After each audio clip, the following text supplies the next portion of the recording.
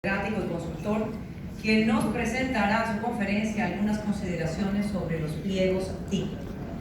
Es abogado de la Universidad Externado de Colombia, doctor en Derecho por la Universidad Carlos III de Madrid, España, postdoctorado en Derecho por las Universidades Carlos III de Madrid, España y la Universidad Externado de Colombia, máster en Gobierno Municipal de la Universidad Externado de Colombia, especialista en Administración Pública del Instituto Brasileño de Administración Municipal, IBAM, especialista en Derecho Administrativo de la Universidad Externado de Colombia.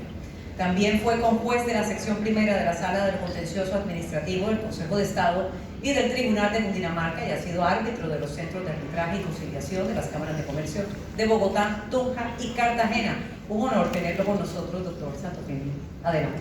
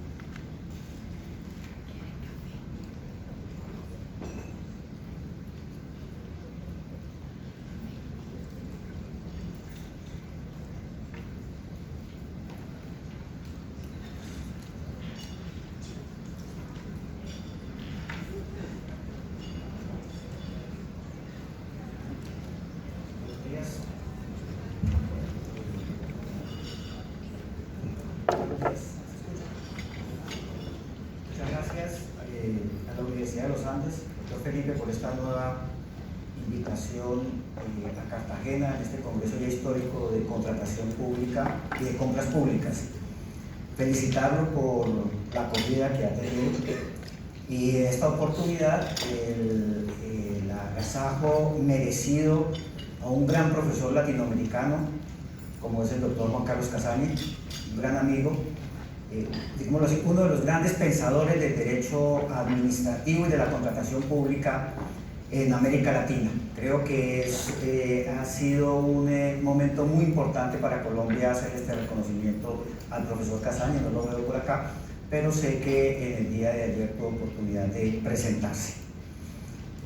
En segundo lugar, volver sobre un tema que ya el año pasado les había hablado. En esta oportunidad, el doctor Felipe me dice, contextualicemos qué está pasando con los pliegos tipo.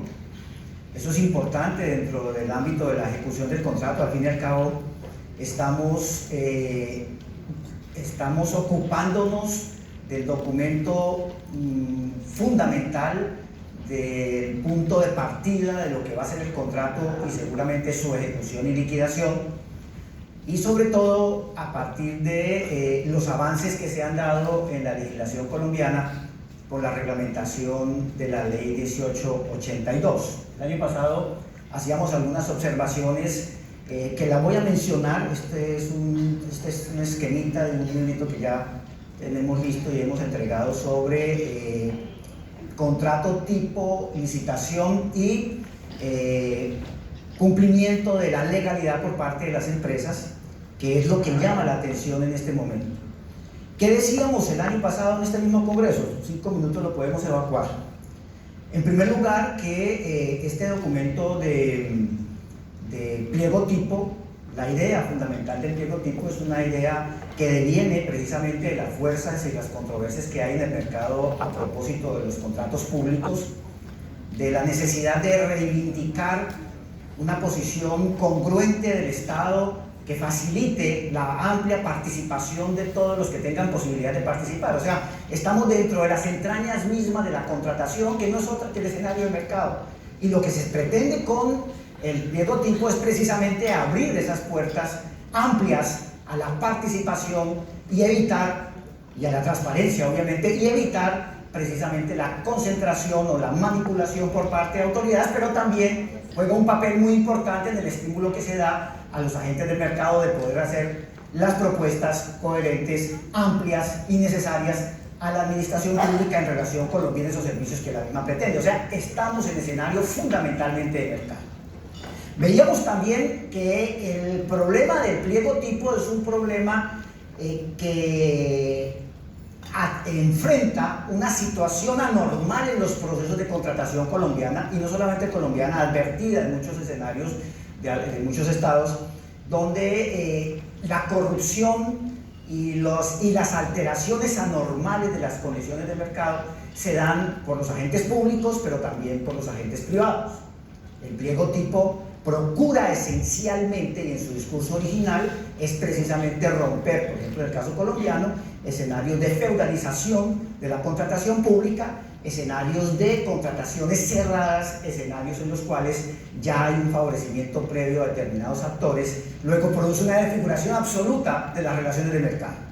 Y encontrábamos que eso tiene una vinculación irremediable con los compromisos internacionales de Colombia, y hacemos una presentación de la importancia que tenía en su momento, o tiene en un momento, el cumplimiento de las obligaciones del Estado colombiano en relación con la OCDE, fundamentalmente en temas de directrices y recomendaciones en materia contractual, directrices y recomendaciones en materia de integridad y directrices en materia de colusión, de lucha contra la colusión, y hacíamos un escenario muy interesante a partir del cual pues encontrábamos algunas reglas fundamentales para el funcionamiento de los pliegos tipos, entre ellas las facultades normativas para poder darle una dinámica al pliego tipo que es necesaria, una autoridad administrativa que tenga unos poderes suficientes de estar orientando dentro del mercado. El mercado dinámico, el mercado no es estático, y las condiciones toca estarlas verificando para efectos de estructurar unos pliegos que sean coherentes y unos estudios que sean verdaderamente coherentes con las realidades que el país tiene que enfrentar. La economía no es de un momento, la economía es de larga duración, y por lo tanto hay que estar pendiente de ella. Estábamos analizando también el alcance de los procesos, de los tipos, de los pliegos tipos.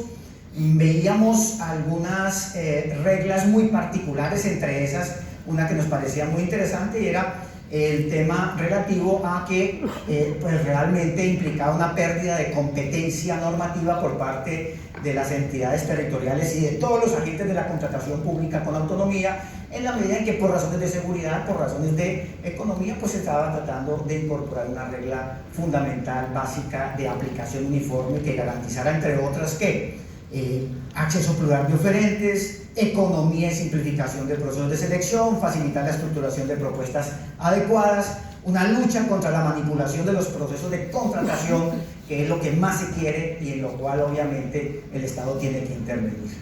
Y por último, se hablaba y se viene diciendo que es un gran instrumento de lucha contra la colusión, y aparecen entonces las normas reglamentarias.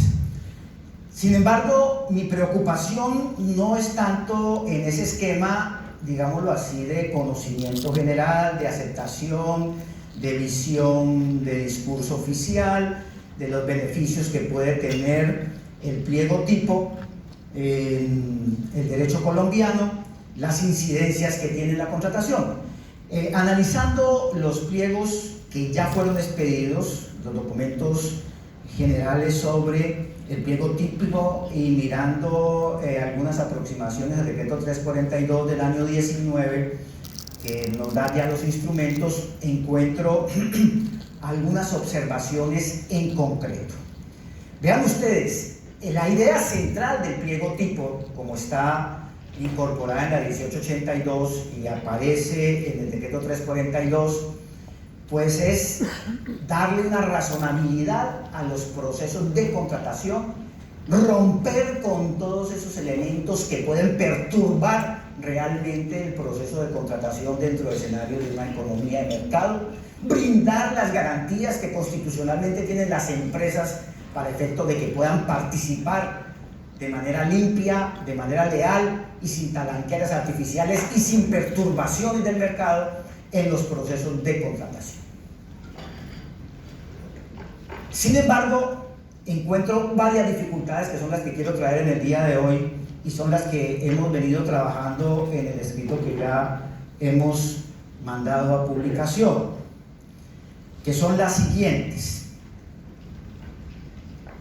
El discurso oficial del pliego tipo nos dice, mire, es un gran instrumento de estímulo de la economía y es un gran instrumento de transparencia para efectos de garantizar la participación.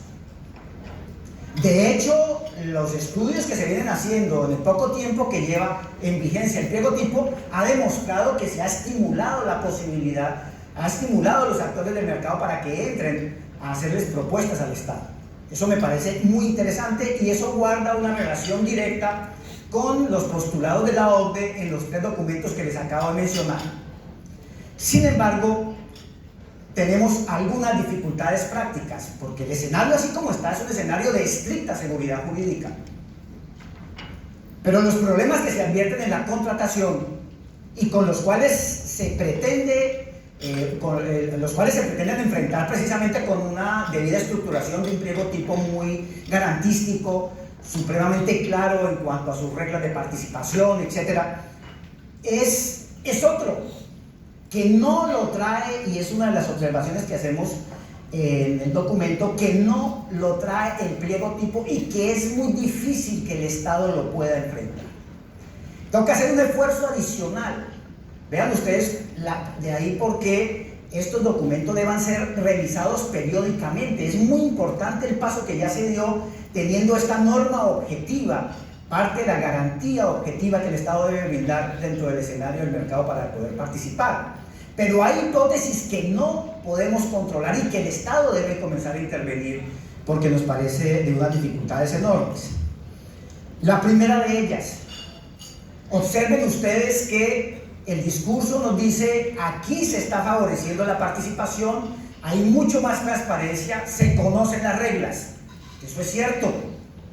Pero el pliego tipo también tiene en el papel de los instrumentos de OCDE otra función muy importante, no solamente de la de brindar esa seguridad jurídica, normativa y de reglas, es también garantizar otro escenario muy interesante, porque a medida en que la regla pues es clara, pues sí, eso le va a quitar espacio a ciertos fenómenos de corrupción, pero no va a frenar absolutamente todo lo que está detrás de la contratación pública. El problema no es solamente de cumplir unos requisitos, no es solamente de buena fe objetiva, de cumplir unas reglas y unos requisitos establecidos por el legislador. Observen ustedes cómo los grandes problemas de la contratación, y en eso es muy importante, por ejemplo, los aportes de la OCDE.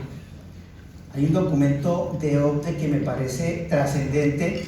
Este es el documento de integridad pública. Si ustedes se acercan a ese documento, y este es uno de los puntos que creo que el Estado colombiano debe avanzar en la construcción de un pliego tipo mucho más amplio y con una seguridad jurídica mucho más concreta, dice lo siguiente en el documento de integridad pública, que es para reflexionar.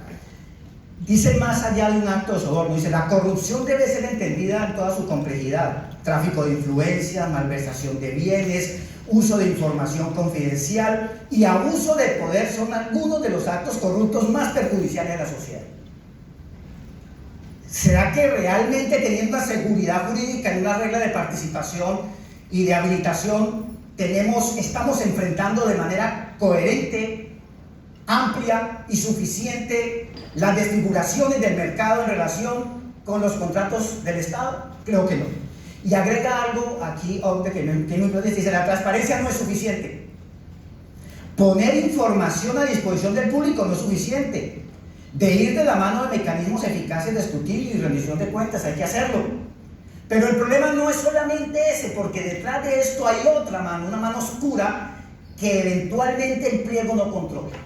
¿Cuáles son esas manos oscuras que el pliego no controla? Lo señala aquí precisamente. El desvío de poder, tráfico de influencias, que pueden aprovecharse de la misma claridad y contundencia de la norma objetiva para lograr sus propósitos.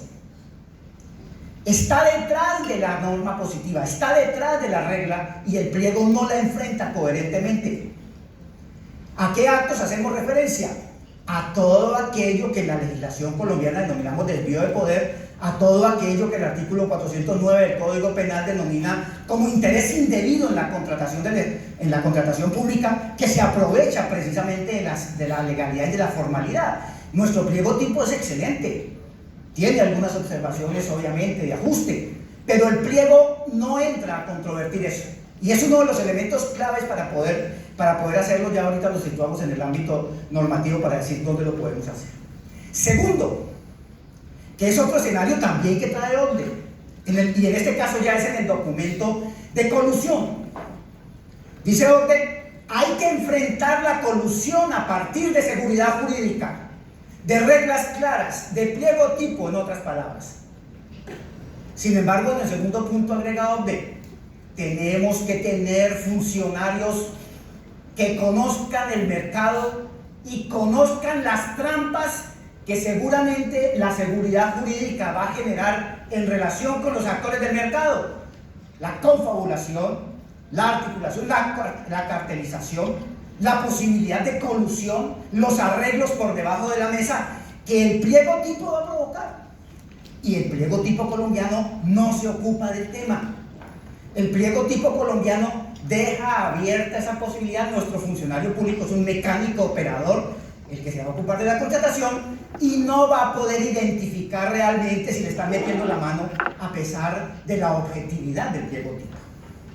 En eso es absolutamente clara. Debemos generar reglas también a nivel de los procesos de contratación que enfrenten esa situación. Por eso, el punto que nos llama aquí la atención en este aspecto es el siguiente. Eso implica para el gobierno nacional, implica para la agencia de contratación pública un replanteamiento en las consideraciones que se han venido dando en relación con el pliego tipo. Un avance más, un paso adelante. ¿Y cuál es?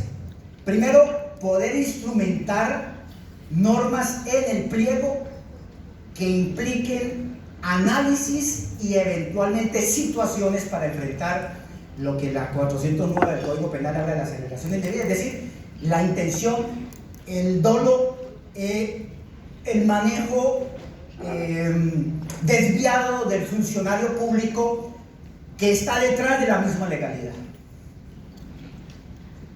La compra del contrato, que no tenemos instrumentos, pero también la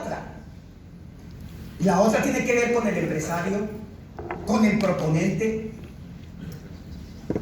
el cual es ausente total de posibilidades de análisis por parte de nuestros operadores contractuales y no obstante las exigencias de obra. ¿A qué vamos con eso? Que se deben generar ciertas políticas con estímulos contractuales, o por lo menos en los pliegos, para efectos de que podamos enfrentar de manera coherente y eficiente las alteraciones que se vienen dando por parte de los actores del mercado. Y en eso nuestra propuesta está en que el pliego tipo debe necesariamente avanzar en las próximas versiones que se saquen del pliego tipo en torno a la generación de estímulos negociales a partir de la demostración de política de compliance, de adecuación al ordenamiento jurídico, de cumplimiento integral y material de todas las normas y prevenciones que deban existir en materia de conductas no solamente ilegales, sino también corruptas, y de costumbres del mercado corruptas que sean debidamente manejadas por las empresas y debidamente certificadas. Es decir, aplicación integral de todos los criterios del compliance que deben ser analizados por parte de la administración pública para saber exactamente con quién va a contratar. A Colombia le falta eso. A Colombia le falta que realmente nuestros contratistas sean también íntegros y no solamente el operador administrativo, porque el corrupto no es solamente el operador administrativo, la corrupción viene también de ese lado. ¿Y cómo la podemos enfrentar? No con ese famoso anexo 4 que metieron en el decreto, que eso no es nada, de que voy a cumplir la ley y me comprometo que no voy a ser malo. Esos son juramentos de esos que se hacen entre novios, el primer novio. Eso no tiene ninguna fuerza. Lo único que sirve es por allá para que alguien especule que está cometiendo otro delito, pero no sirve para nada. Me parece que ese anexo 4 debe tener una intensidad mayor, y es acreditarle al Estado que se ha asumido la empresa o el posible contratista en políticas efectivas de compliance, que ha venido avanzando y está realmente, y eso debe ser debidamente pues acreditado en todos los procesos, cosa que no ocurre en este momento, que se ha venido reforzando la gerencia y la administración de la empresa bajo políticas anticorrupción, que se viene adelantando un programa amplio de lucha interna de las empresas contra cualquier forma de corrupción y que tiene instrumentado mecanismos a través de los cuales viene dándole solución a cualquier situación que pueda implicar desconocimiento del ordenamiento jurídico, que tiene sistemas adecuados de acuerdo con metodologías internacionales para vigilar el funcionamiento y el comportamiento de sus funcionarios, que tiene una política clara, visible y accesible que prohíbe la corrupción, que su personal, sus directivos realmente están incursos dentro de esa realidad y que eso es perfectamente comprobable a través de los instrumentos y certificaciones que expidan órganos de control externos que permitan verificar si eso ocurre. Ese contratista es el que debe ser aceptado en nuestros procesos. A ese proponente es el que debe ser debidamente evaluado. No podemos seguir sencillamente bajo la palabra de que no voy a ser corrupto para efecto de poder participar. No puedo seguir afirmando que no hice colusión ni que me le arrimé a ningún otro contratista a través de esa famosa certificación. Tenemos que tener realmente la prueba de que esa persona, de esa entidad, esa sociedad, ese agente del mercado, pues es una persona que está sometida integralmente al compliance. El compliance en este momento es lo que me va a garantizar realmente ese discurso que ustedes encuentran en la prensa e incluso en el discurso oficial de que el pliego tipo enfrenta la corrupción. El pliego tipo no enfrenta la corrupción. El pliego tipo ha estimulado esa participación, de pronto cierta confianza de quienes no se atrevían a contratar y dicen, bueno, acá ya hay como que unas reglas más claras, el pliego no me lo están modificando, esto es una norma que tiene una presencia nacional, etcétera, etcétera. Por esa vía, pues sí, pero espérense unos días, espérense el próximo año, cuando ya le encuentren el quiebre. Eso por el lado de las empresas. O sea, la propuesta ¿cuál es? Avancemos en el pliego tipo, pero metámonos más como Estado en el proponente. Generémosle unos estímulos al buen proponente y a quien viene acreditando que está realmente sujeto a unas políticas de legalidad y cumplimiento de la legalidad. Del resto no estamos haciendo absolutamente nada. Seguimos jugando en el mismo escenario. Nos siguen haciendo las mismas pequeñuelas. Nuestros funcionarios que manejan los procesos de contratación no se van a dar cuenta nunca de si realmente les están metiendo la mano a través de acuerdos por debajo de la mesa. Avancemos en torno a que no sea únicamente la Superintendencia de Industria y Comercio la que venga a velar por el cumplimiento de la competencia y las acciones desviadas de la competencia. Es también una responsabilidad del funcionario que maneja los procesos de contratación. Entonces ese es el primer punto que me parece importante para adecuarnos plenamente a las instrucciones de OCDE en este tema, y es reivindicar, vuelvo, insisto, todo el tema del compliance. En esa misma línea de dirección, entonces, por ejemplo, las disposiciones del pliego tipo que ustedes tienen a la mano y que ha montado la agencia, tienen una serie de deficiencias. Si nos vamos, por ejemplo, al tema de causales de inhabilidades, incompatibilidades, esto es el discurso tradicional de esa vieja idea de corrupción, que los únicos corruptos eran los inhabilitados, incompatibilidades, que eso ya está llamado a recoger, ¿sí? Nos meten también el tema del conflicto de intereses, con una redacción un poco confusa. Aquí el problema no es tanto el conflicto de interés, el conflicto de interés debe estar. El problema es el sujeto que no está realmente incorporado dentro de políticas de claridad y de transparencia y de adecuación al ordenamiento jurídico. Ese es el que no debe participar. Del resto es muy subjetivo. Conflicto de interés. Y además con una redacción un poco confusa, que solamente hay conflicto de interés si se violan los principios. Conflicto de intereses, actuar por razones individuales frente al interés público general. Punto. Eso no le metan tanto. Entonces, segundo, causales de no adjudicación, causales eventualmente de rechazo de las propuestas, son muy clásicas también. Ahí debe haber una política de nueva redacción de causales, por ejemplo, derivadas del no cumplimiento integral del compliance, de contratistas sospechosos, y eso no atenta contra el 333 constitucional, porque como 333 quiere es que haya claridad y certeza en cuanto a los actores del mercado, lealtad y buen funcionamiento del mercado. Pues un tipo de medida de esta no es que esté restringiendo la participación, esta es todo lo contrario, está fortaleciendo las normas constitucionales.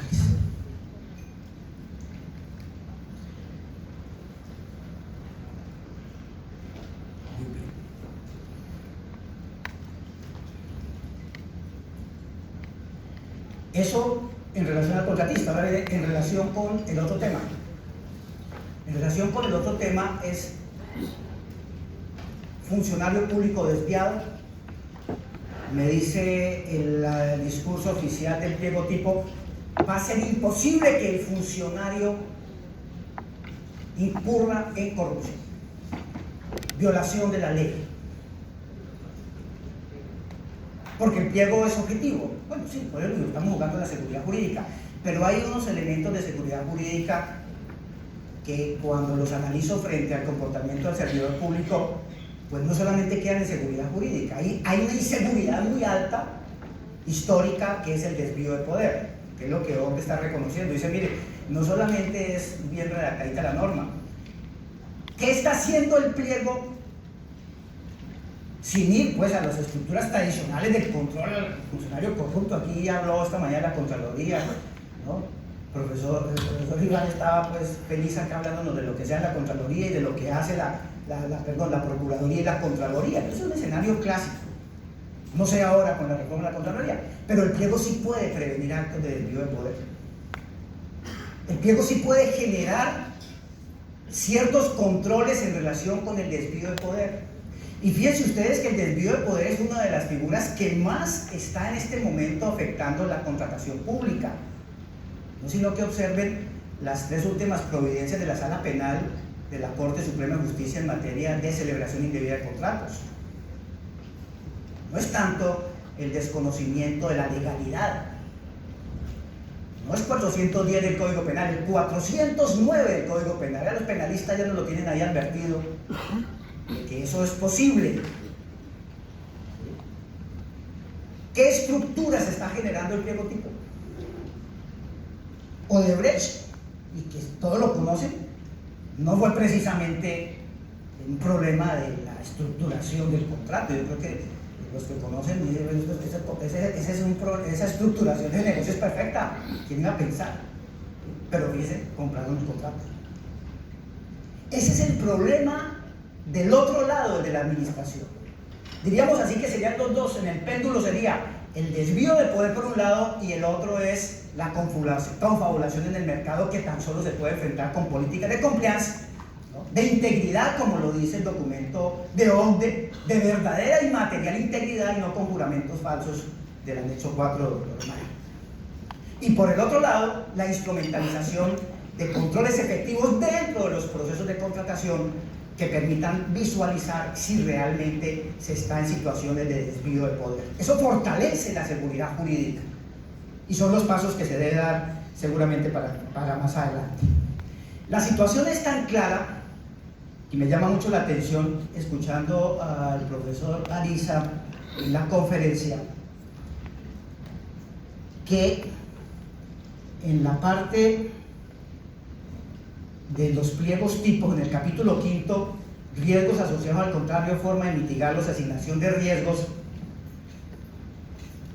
se hace mención, de pronto también con un lenguaje un poco confuso que me genera dudas frente al artículo 4 de la ley 1150, pero claro que no es mi problema en esta conferencia entrar a analizar esa redacción que eventualmente implica como unas excepciones al artículo 4, un poco en la línea que estaba planteando el profesor Reynolds. Mi problema es el siguiente: y es que por accidente, para preparar esta conferencia, me bajé los documentos de Colombia Compra Eficiente, y después de plantearnos la matriz 3 y decirnos todo lo que va a hacer y mandarnos el formato, mandan un mensajito aquí abajo que me llama mucho la atención. Dice: consejos para la entidad. Entre los riesgos que se deben tipificar, estimar y asignar, se debe tener en cuenta el riesgo de corrupción y la relación directa que existe entre este y los riesgos financieros, legal y reputacional. Pero es que resulta que dentro de la estructura, dentro de las recomendaciones OCDE, dentro de las recomendaciones en cuanto a colusión y fundamentalmente en las que se refieren al tema del contrato mismo, recomendaciones sobre la contratación, precisamente lo que se quiere es prevenir la corrupción. Y acá en la estructuración de nuestro pliego tipo quedó como por algo por excepcional, y si la entidad quiere la variable corrupción, si es que estamos en esta línea de lo que les estoy planteando en el día de hoy, de hacer verdaderamente un pliego tipo fuerte y coherente dentro del mercado, esa variable debe estar ya contemplada y por lo menos analizada. Hay un documento muy importante del Consejo de Estado, un concepto del año 16, si no estoy mal, con ponencia de Álvaro Namín, donde el hombre se vino con todo sobre el tema de la corrupción, y precisamente la recomendación que hace el Consejo de Estado es que debe incorporarse esa variable de corrupción y calcularla. ¿Cuánto vale? Distribuirla. Bueno, vamos a ver cómo distribuimos la corrupción. Yo no sé, doctor Rubén, después de ese discurso que he dicho hoy, a ver cuánto vale esto y a quién le toca, ¿sí? Y si va a quedar bien incorporada y tipificada, porque esa es la otra, ¿no? La seguridad jurídica también viene de una debida incorporación de esa variable. Entonces la dejan por allá al lado y dicen: ustedes, señora entidad, si quiere, métala. El pliego tipo debe contemplar. De lo contrario, estamos violando y desconociendo compromisos internacionales del Estado colombiano que tienen que ver precisamente con el tema corrupción, y no dejarlo en un segundo lugar. Entonces observen ustedes, entonces para hacerles un resumen en relación con el pliego tipo, tengo observaciones en la forma rápida como se estructuraron, temas referentes a inhabilidades, incompatibilidades y conflicto de intereses. Digámosle así, es una visión muy clásica y tradicional de la figura. Parece que pasaron rapidito por ahí y se preocuparon fue por meterle otros elementos muy importantes también en cuanto a requisitos, pero dejaron aparte lo fundamental de lo que se busca y de lo que ha sido parte del discurso oficial, y es entender unos pliegos tipos coherentes en la lucha contra la corrupción. Por lo tanto, hay que revisar eso. Segundo, causales de rechazo de propuestas o de no adjudicación. No veo presente en esa estructuración temas como, por ejemplo, proponentes sospechosos, proponentes que no reúnan elementos de integralidad o no estén sujetos plenamente al compliance y a la seguridad que le da